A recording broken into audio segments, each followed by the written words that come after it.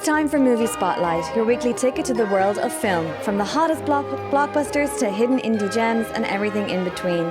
And joining us today in the studio are our resident movie critics, Darcy Paquet. Hello, Darcy. Hi, Alana. And Jason Bechervaise. Welcome, Jason. Hello, Alana. Now, while if there's a theme that unites our films this week, it's international co-production. That is, Korean film companies cooperating with companies and filmmakers overseas. Darcy, this week you are recommending a Vietnamese-Korean co-production about a young man who struggles to care for his mother, who has severe dementia. The film was a big hit in Vietnam. It's now opening in Korea. What can you tell us about it? Yes, so the English title is Leaving Mom. The Korean title is 엄마를 버리러 갑니다, which translates to something like I'm going off to dispose of my mom or to abandon my mom. And the director is named Mo Hong-jin. He's Korean. This is his third feature. He shot 2 films in Korea, Missing You and On the Way Home. And he also co-wrote the script, but the majority of the film is set in Vietnam. The cast, all but a couple of people in the main cast are Vietnamese, and so the film's primarily in Vietnamese. As for the companies involved, CJ Entertainment has been working in Vietnam for quite a while. They opened their own division there. They produce films. And so this is another film that they've made together with local filmmakers. So it was released in August in Vietnam, did very well. It also got a North American release, and more Vietnamese films are opening up in North America these days, and this one kind of set a new box office record for those films. And yeah, so now it's released in Korea. I suspect that the release is kind of targeted more at the Vietnamese community, the expat community here in Korea, than the mainstream audience. But obviously they'll hope to pull in as many people as they can. Right. Bit of a disparity in the titles there in Korean and in English. Yeah. And in Vietnamese, apparently, too, it's not, Missing You is not really inaccurate. Okay. I think the It's original closer title towards is a the little Korean. bit crueler. Yeah. Okay.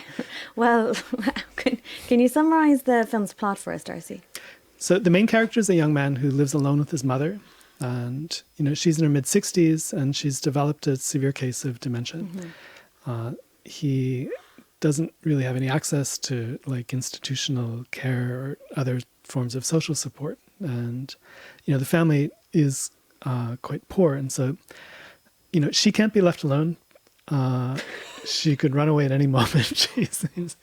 And she's got a lot of energy. She's not someone who's just going to sit still.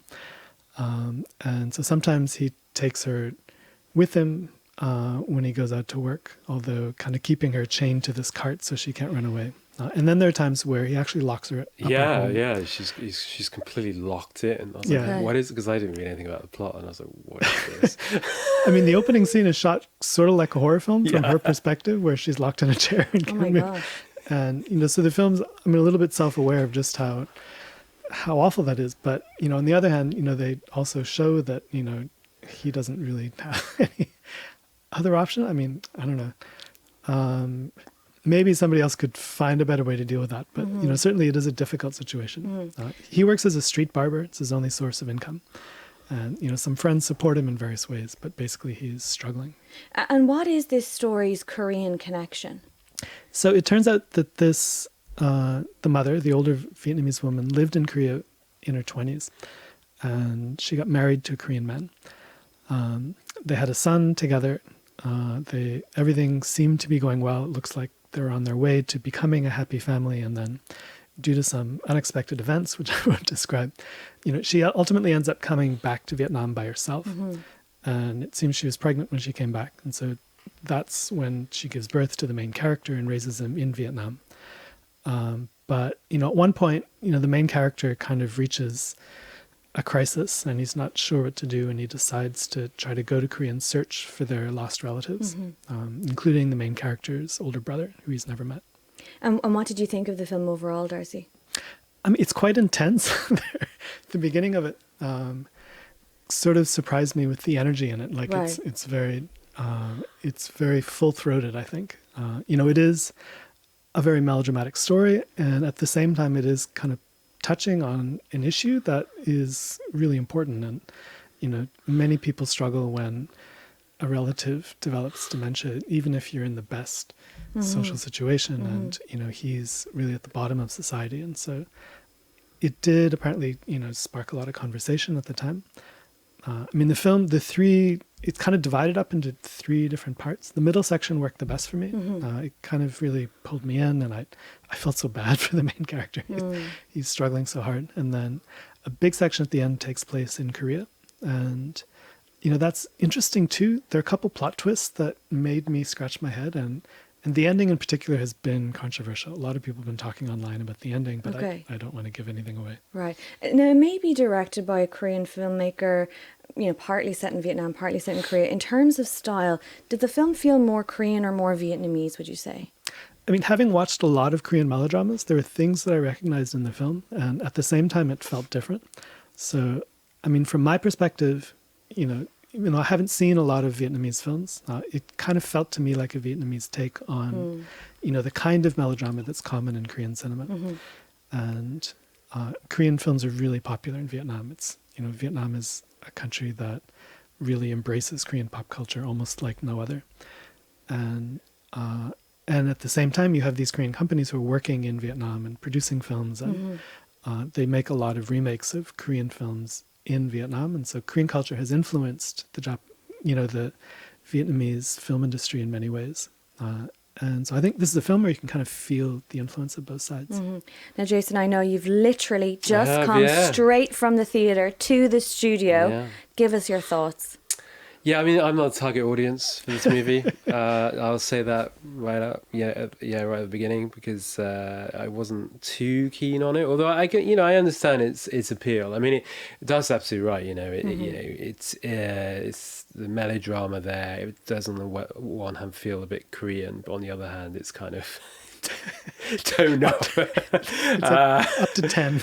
Up to like 10, 20. And I was just like, so for the first half of the film, it was okay. But then by, the second half and the conclusion, I was just like, this isn't, I'm not the right, audience for this movie. Okay. But, if you do get, broad, pulled into the narrative, I can see how it resonates, and it's interesting because I couldn't stay for the whole credits because I had to dash here, but and I always stay behind for the credits where I can, and it's interesting because the crews were Korean, in Vietnam, many of the crew, and then post-production was done in Vietnam, which is actually quite common now in the local industry. So it really is an international co-production. It does feel Vietnamese in many ways. You can see the Korean elements. There are references obviously to popular Korean culture, and the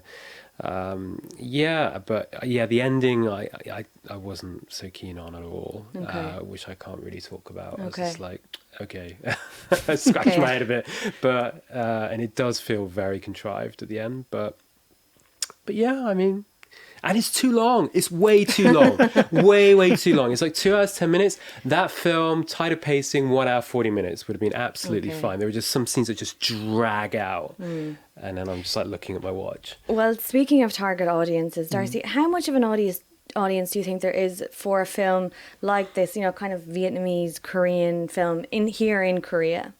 Well, apparently the population of, the number of Vietnamese living in South Korea adds up to about 300,000. And considering that, when you look at how the film is performed, it opened at number 9. It sold about 6,000 tickets in 2 days, which is, 2% of the, we don't know what percentage of the audience was Korean, what percent of the audience may have been Vietnamese, but, I think you have to consider that an impressive number.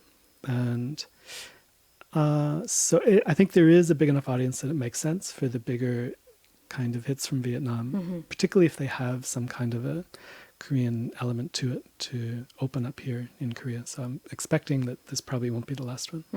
We're going to stick with our theme of cross-border collaborations, Leaving Behind, Leaving Mom, and are talking about our next film, which sees Korean cinema making waves in Hollywood. Jason, your pick this week is Bugonia, the US remake of a much-loved Korean cult classic, Save the Green Planet.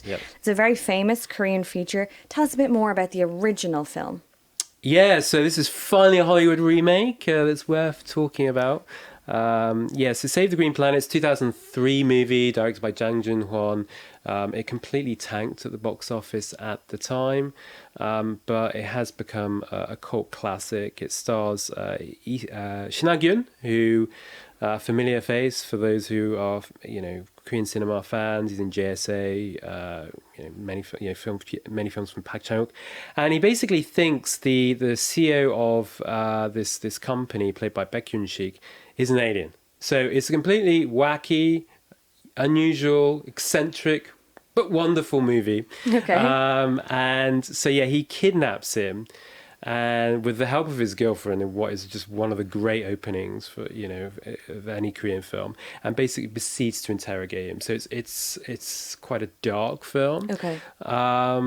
But it's become one I screen. The opening to my students very, very often. It's kind of a quintessential example of the Korean cinema that people like me have come to adore. And so basically Hollywood, after kind of this talks of the remake I've been following for years, but I think following the Parasite win, the foot was put on the gas, and so here we are with the Hollywood remake. Now, you touched on the fact that when this was first released, it totally tanked. So it kind of feels a little bit unexpected for this to become a remake. Can you walk us through how this came to be and whether it follows the same, how much it sticks to the original? Okay, so there have been a lot of remakes, or I say a lot, but there's been a few remakes over the years. Old Boy, The Uninvited, a remake of Tale of Two Sisters. But there's also quite a few that just have never seen the light of day. Train to Busan is a good example of that. And so, because of Parasite, I think some of the producers in Hollywood went, back to their libraries and, looked at what they could remake. And Ari Aster, he directed Midsommar, and he's a big fan of Korean cinema. And so he's a big reason why this film got remade. His company co-produced it with CJ.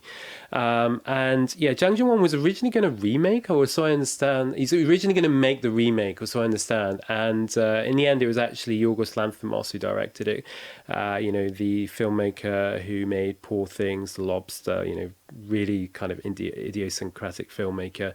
And so he would take on the directorial range, with Emma Stone playing a pharmaceutical CEO. So basically they've kind of changed the genders around. And Jesse Plemons plays the Shin Ha-gyun character, and called Teddy. So he's a conspiracy nut, and he, and along with his disabled cousin, he's intellectually disabled, they basically kidnap her. And interesting cast. You've even got Alicia Silverstone in the movie. Do you remember her? Of course, Clueless. From the Clueless fame. How can I forget? From the old Batman movie. And so she plays Teddy's mother. And the movie premiered at the Venice Film Festival, and in competition. Okay, so Bugonia has now entered the awards race. How do you rate its chances? Emma Stone won Best Actress last year for her role in Poor Things. Could she pull off back-to-back wins? No. She's terrific in this movie. I quite like the film. Actually, I love the film. She shaved her head. I know, but she just won a couple of years ago. They're not going to give her another Oscar in such a short space of time. It's just not going to happen. But she is terrific. The film actually is a really interesting portrait of America. When I first heard of the news that they're remaking it, that was my first thought. I think then Trump was in, his first. Oh my goodness, I don't want to think about it. But he was in his first term, and the movie, the characters, they're kind of white middle class characters, and then you've got this kind of CEO who, she's talking about diversity for the sake of it at the beginning of the movie, and it just feels like you've got these two different classes kind of colliding, and there's no kind of real, kind of hero or heroine and villain. It's just, I guess it's what produces these characters that becomes, the villainous backdrop, which is what, works so well in many Korean films.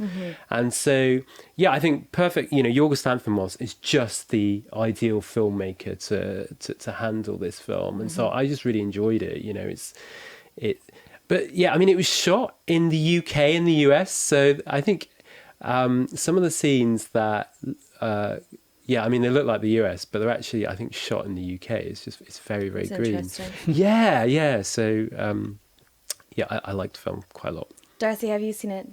I did see it as well. I saw it earlier today. It was a really strange experience for me watching it because I know the original film so well. Okay. And so, constantly as I'm watching it, I'm just remembering kind of scenes from the earlier film. And, it feels really different. And, I think that if you remake a film, it probably should feel different. You should try to do something different. And, in some ways, I think the earlier film kind of captured its time. It was made in 2003. I remember I watched the film in theaters when it opened back then. And, this was just around the time that kind of the second Iraq war started. And there were all these kind of things happening politically in it.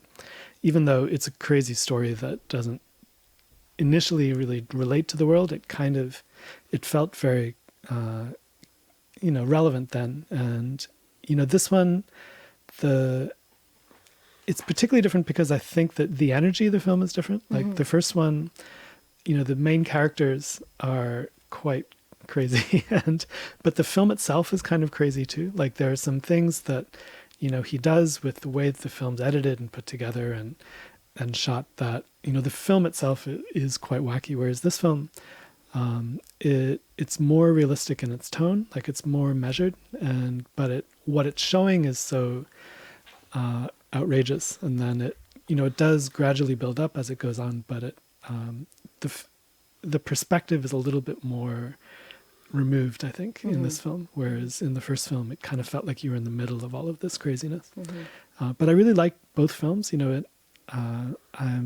It's exciting to see such a good Korean film be reimagined in a different way, and hopefully people will discover this, and this will have its own kind of meaning, kind of separate from the original film. And the ending, oh my god, goodness, it is quite something.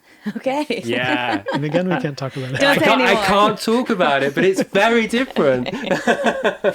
Well, unfortunately, that's all we have time for on this week's Movie Spotlight. A big thank you, as always, to our film critics, Darcy Paquet. Thank you, Darcy. Bye-bye. And Jason Bechervaise. Thank you, Jason. Thank you.